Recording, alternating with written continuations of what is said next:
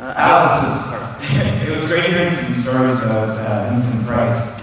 And I'm wondering if you could tell us about your experience with the great Jim Henson on the now classic episode of The Muppet Show. You know, The Muppet Show at the time it was the biggest show in the world. It was the biggest show in every country in the world. And they came to me and they said, you know, do you want to do The Muppet Show?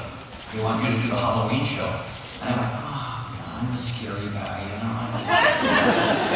Really, you know. And I said, well, who was on it? And they said, oh, Vincent Price, Christopher Lee, Peter Sellers, John Cleese, and I'll do it. I'll do it. If those guys can do that show, I can do the show. I never had more fun doing anything in my life as The Muppet Show. We were there in London for a week rehearsing it. And you're rehearsing with these furry things that are so human that you're talking to them like I talk to you, you know. And I'm, you know, rehearsing with Miss Piggy. And I said, you know what would be funny? It'd be funny when I sing this if you put your cat on my shoulder. And it would be funny if I realize that the guy is down there. And I mean, I have conversations with Kermit for half an hour. You know, he's just during the breaks as well.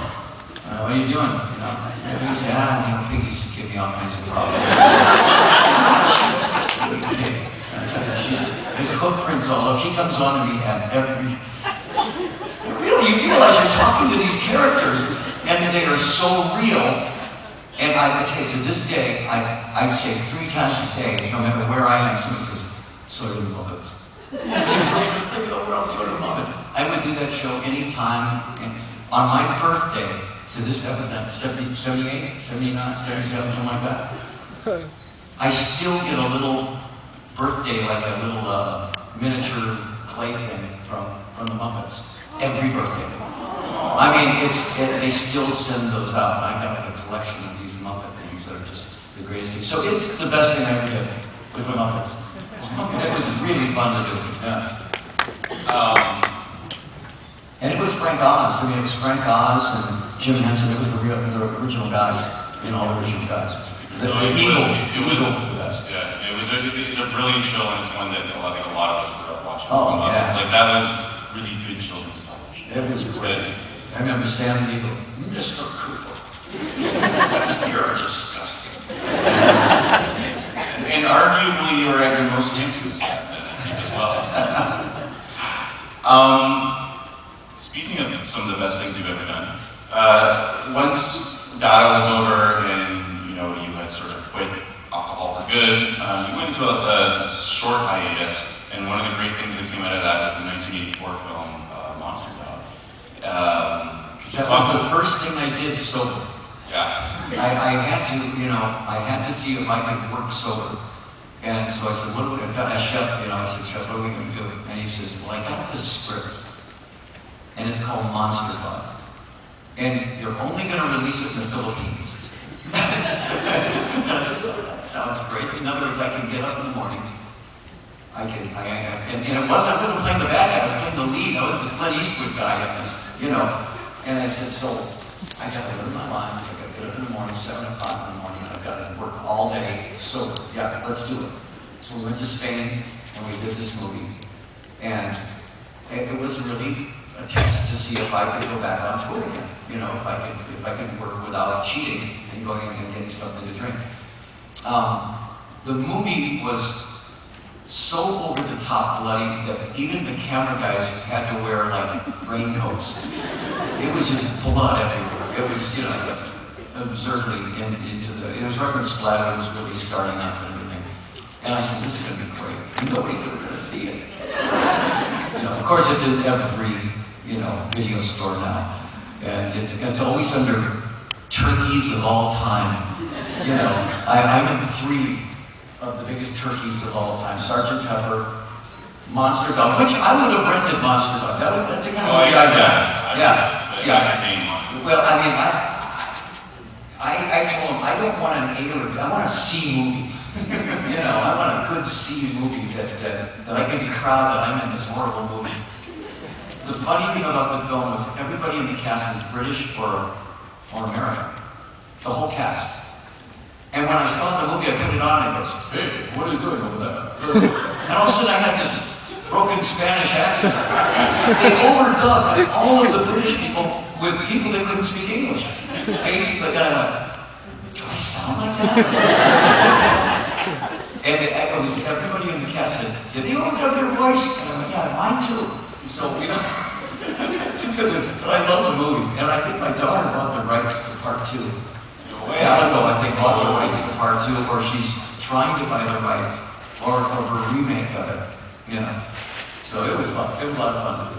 And another cool thing about that movie is the songs that you wrote for See in the Mirror and Identity Crisis. Yeah. It's very, very atypical or whatever else Cooper songs. Very different. See in the Mirror is a very goth song, and the Identity Crisis is it's kind of like an indie song. Yeah. But it's still totally different. Well, the funny thing about that was we were supposed to write 2 songs for the movie, and this is a true story, I swear.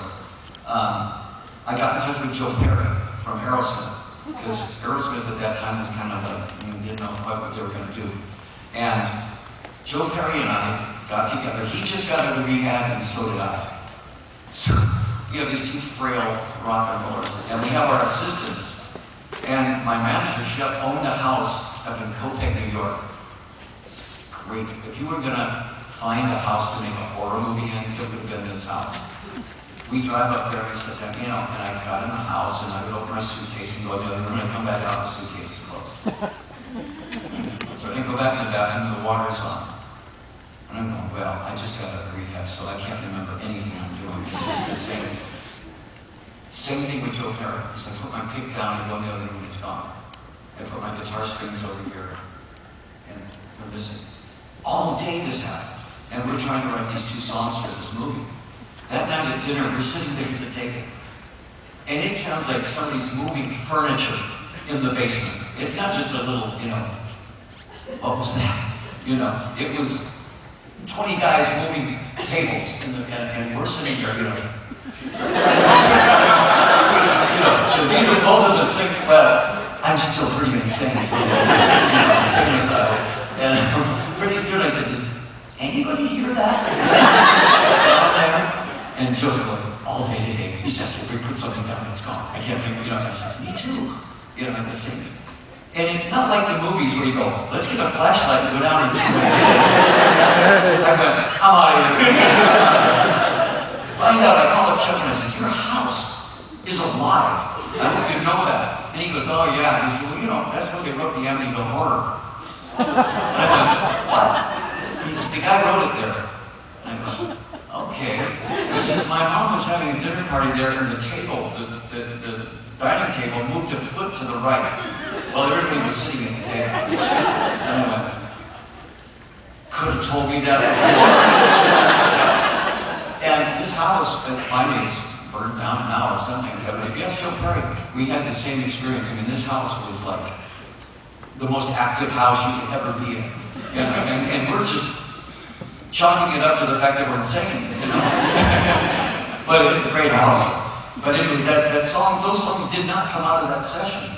We didn't get anything done. So I went to Spain, and there was a writer there that I wrote with. Oh, okay. Some kid that was just a local writer, and we ended up with those songs.